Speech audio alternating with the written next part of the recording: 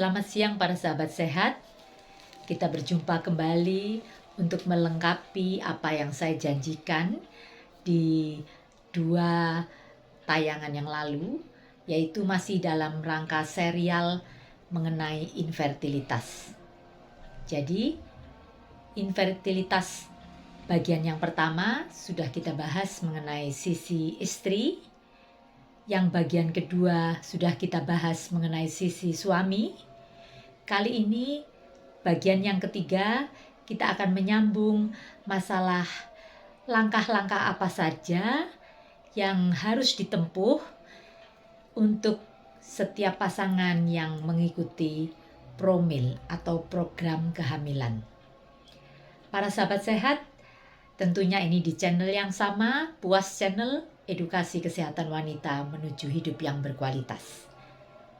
Para sahabat sehat, seperti sudah saya bahas di tayangan yang lalu, sedikit saya ulangi, yaitu per definisi, infertilitas adalah suatu kondisi di mana pasangan suami istri selama 12 bulan berturut-turut tinggal serumah, melakukan hubungan suami istri yang intens, yaitu 3-4 kali dalam 1 minggu, tanpa menggunakan alat kontrasepsi apapun juga, tapi tidak juga kunjung hamil.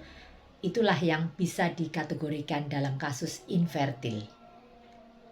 Nah, jika pasangan suami istri yang sudah memenuhi kriteria ini datang kepada saya sebagai dokter kandungan, tentunya akan ada langkah-langkah yang diikuti atau harus dilalui. Yang pertama, dokter akan melakukan anamnesa. Anamnesa yaitu tanya jawab begitu, akan digali terlebih dahulu, ngobrol-ngobrol santai dulu. Pada pihak istri akan ditanya bagaimana tentang siklus haidnya, apakah teratur ataukah ngaco ya. Maksudnya ngaco itu kalau misalkan tidak haid selama 5 bulan berturut-turut tapi tidak juga hamil, atau sebaliknya dalam 1 bulan mens terus gak pernah berhenti. Ini kan juga gak benar begitu ya. Jadi dokter akan menanyakan tentang siklus haid. Mengapa ini penting ditanyakan? Karena menyangkut seorang wanita dikatakan subur atau setiap bulannya sel telurnya itu bisa keluar, itu kalau siklus haidnya teratur. Ditandai dengan siklus haid yang teratur. Itu ya. Yang pertama, kemudian yang kedua juga akan ditanyakan, apakah sebelum ini pernah menggunakan alat kontrasepsi? Ya.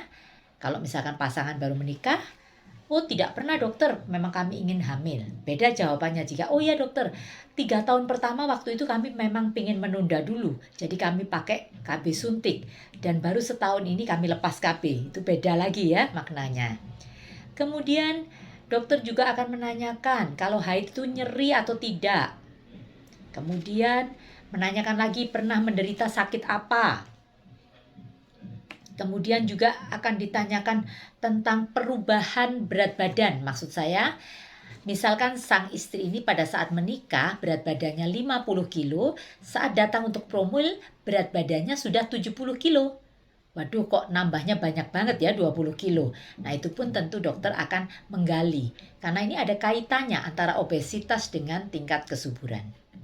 Ini banyak pertanyaan-pertanyaan yang diajukan. Dan itu bukan berarti, mohon maaf, dokternya kepo, ingin terlalu menggali yang masalah-masalah pribadi. Tapi ini penting, data ini sebagai dasar awalnya. Kemudian dokter juga akan menanyakan kepada pihak suami. Bapak, apakah mempunyai penyakit yang mendasari? Misalkan, oh iya dokter, saya ini memang sejak muda punya kencing manis.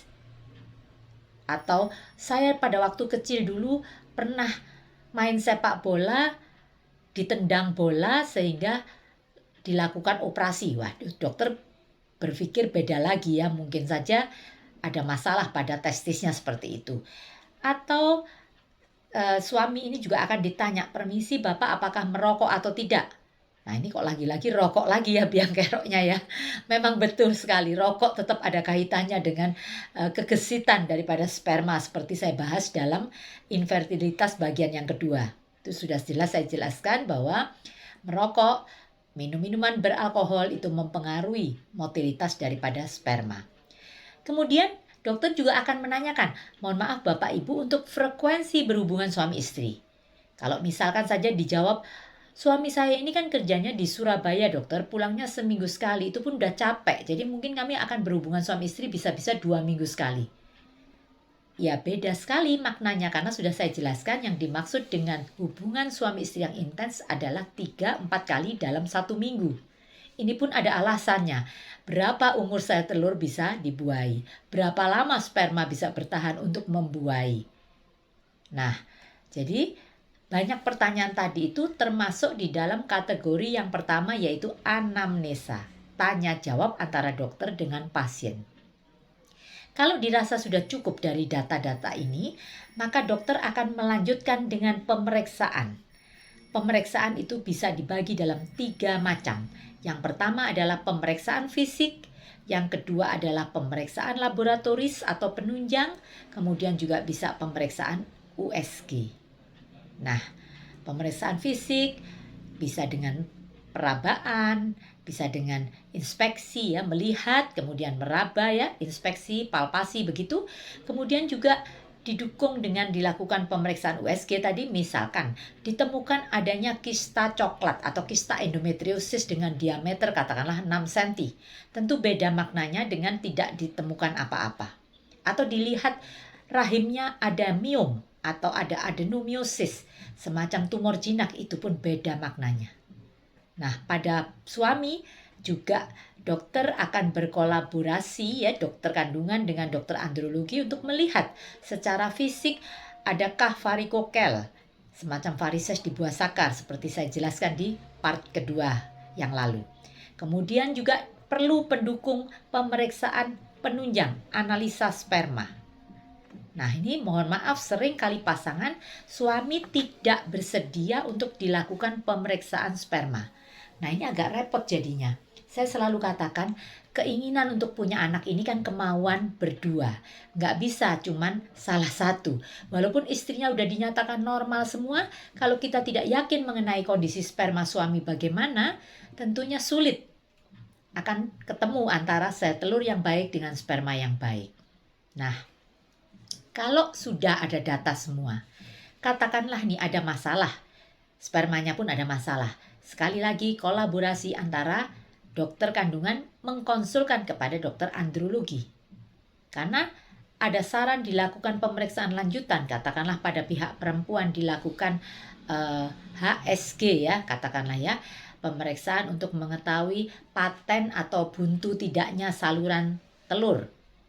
Atau juga perlu lagi saran, katakanlah setelah diketahui bagaimana kondisi sel telur maupun spermanya, dilakukan inseminasi, katakanlah begitu. Itu pun semua tergantung daripada apa yang ditemukan. Jadi setelah melalui anamnesa, pemeriksaan fisik, laboratorium, USG, analisa sperma, HSG, dan yang macam-macam lain lagi, itulah akan menentukan bagaimana penata laksanaannya. Tentu dokter itu akan menata laksanai sesuai dengan penyebabnya. Misalkan contoh sederhana, bagi istri yang mengalami gangguan haid, itu dokter akan menata dulu siklusnya supaya normal. Karena percuma diberi obat pemicu supaya sel telurnya keluar, kalau siklusnya aja ngaco. Apanya yang dipicu yang bisa dibesarkan sel telurnya atau dikeluarkan sel telurnya kalau memang dia belum mempunyai siklus haid yang bagus. Dokter akan menata laksanai, menormalkan dulu siklusnya. Katakanlah ditemukan, katakan seperti di bagian pertama, sel telur daripada si wanita ini sebetulnya banyak tapi kecil-kecil. Bantat atau istilahnya PCOS, Polycystic Ovarian Syndrome, itu pun dokter akan memberi obat untuk membesarkan sel telurnya seperti itu.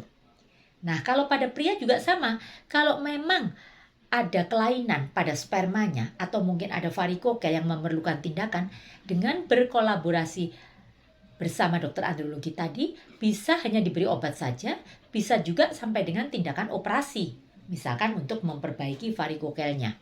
Pada wanita juga sama. Ada kista coklat besar, katakanlah ya, besar sampai dengan diameter 10 cm. Dokter akan melakukan katakanlah tindakan operasi dan segera dilanjutkan dengan tindakan untuk masalah penatalaksanaan infertilitasnya. Jadi nggak bisa cuma dioperasi saja dibiarkan 1 tahun kemudian tumbuh lagi kistanya begitu. Jadi sekali lagi para sahabat sehat, dengan langkah-langkah ini tadi, jangan membuat kita jadi pesimis. Aduh kok banyak banget ya. Jadi ketemu pertama nggak bisa dokter langsung kasih obat supaya hamil. Saya katakan ketemu pertama, kalau ketemu saya hanya saya beri katakanlah contoh vitamin saja, vitamin E begitu. Bulan depan hamil itu bukan karena saya. Bukan karena saya pinter kasih vitamin E bisa hamil. Bukan. Itu semata-mata kebesaran Tuhan. Karena memang kita manusia, saya katakan 25% faktor istri, 25% faktor suami, 50%-nya ini punyanya siapa? Kewenangan daripada yang punya hidup kita, yaitu Tuhan ya, yang bisa memberi anak keturunan itu adalah yang di atas. Dokter pun hanya manusia biasa, perantara saya. Panjenengan ya, Bapak Ibu, para sahabat sehat, suami istri yang menginginkan punya anak itu, kalau datang selalu saya katakan, saya dokter yang sangat terbatas, yang bisa membantu hanya berdasarkan mungkin ilmu sedikit yang saya ketahui untuk bisa membantu menolong. Tapi sekali lagi, keberhasilan bukan di tangan saya. Bapak Ibu silakan berdoa, memohon kepada yang di atas, karena setiap permohonan yang baik, yang sesuai dengan kehendak Tuhan, yang menciptakan kita manusia ini, tentu akan dikabulkan. Tapi sekali lagi, kita tidak bisa memaksa kapan waktu itu dikabulkannya ya. Tapi sekali lagi tugas kita memang harus berupaya. Para sahabat sehat, itu tadi ringkasan mengenai langkah-langkah promil apa yang bisa dilalui. Ini masih sebatas yang konservatif ya, belum yang bayi tabung atau inseminasi, itu lebih kompleks lagi. Jadi itu harus dibahas pada sesi tersendiri lagi. Cuman secara umum saya sampaikan ini supaya tidak merasa bahwa aduh saya udah datang ini ke dokter selama 3 bulan nggak berhasil ya udah putus asa, berhenti aja, jangan ya. Jadi ngatur siklus haid aja paling nggak 3 bulan. Kemudian diberi obat untuk memicu dan sebagainya butuh waktu 3 bulan lagi misalkan seperti itu. Syukur-syukur sekali lagi di tengah jalan itu kok tiba-tiba secara alami hamil sendiri ya. Sekali lagi kalau berhasil hamil bukan semata-mata karena kepintaran daripada dokter itu, tapi memang karena kebesaran Tuhan. Para sahabat sehat, mungkin perlu saya berikan sedikit singkat-singkat saja. Ada 8 cara, tips dan trik supaya promil ini cepat berhasil. Ya. Yang pertama, perhatikan siklus haid yang baik, yang normal, yang sudah saya katakan tadi. Bahwa siklus haid normal 28 hari plus minus 1 minggu. Kalau lebih dari itu atau kurang dari itu belum baik, perlu dinormalkan dulu. Yang kedua, hubungan suami istri yang intens 3-4 kali seminggu, mengetahui kapan masa subur sehingga pada saat masa subur harus melakukan hubungan. Kemudian yang ketiga, menjaga berat badan ideal. Kalau terjadi obesitas baik pada istri maupun suami, harus diet, menurunkan berat badan supaya cepat berhasil ini tadi ya. Obesitas tentunya juga dilihat modal awalnya. Modal awal 50 kilo, mau promil kok beratnya 70 kilo, harus berusaha berjuang untuk menurunkan berat badannya. Yang keempat, pemeriksaan ke dokter. Sekali lagi, dokter bisa memberikan vitamin, mungkin asam folat dan sebagainya, tapi periksa. Ikuti langkah demi langkah yang dokter anjurkan. Kemudian yang kelima, tidak menggunakan alat KB. Jadi tidak benar yang mitos mengatakan kalau mau subur dipancing minum pil KB. Nah ini sekali lagi saya tegaskan salah. Pil KB ya alat kontrasepsi, nggak bisa untuk nyuburkan. Jadi sekali lagi tidak menggunakan alat KB apapun juga. Yang keenam, yang sangat penting dari semua ini, tidak boleh stres. Karena stres mendasari siklus jadi kacau, sperma jadi nggak gesit dan sebagainya. Biang kerok akar masalah dari semua penyakit adalah stres. Jadi hindari stres. Yang ketujuh, pola hidup sehat. Sehat dalam hal apa? Gaya hidup sehat, tidak suka begadang.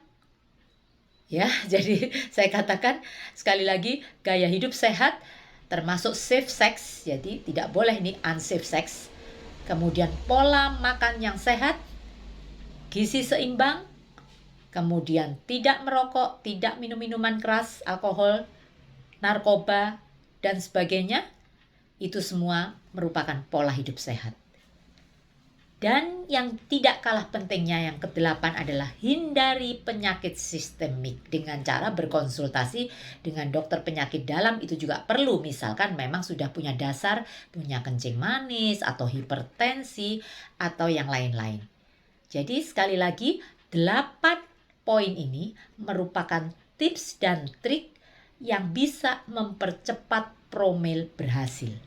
Sekali lagi, yang paling penting yang saya sarankan di awal tadi, jangan lupa berdoa, memohon kepada yang di atas, karena sekali lagi kita manusia hanya bisa berupaya.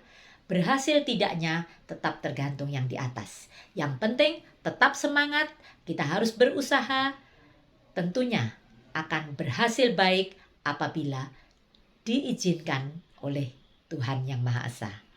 Begitu saja para sahabat sehat, mudah-mudahan seri ini sangat bisa membantu beberapa pertanyaan yang sudah atau yang bahkan belum terjawab di part 1, part 2, dan ini merupakan part ketiga mengenai infertilitas.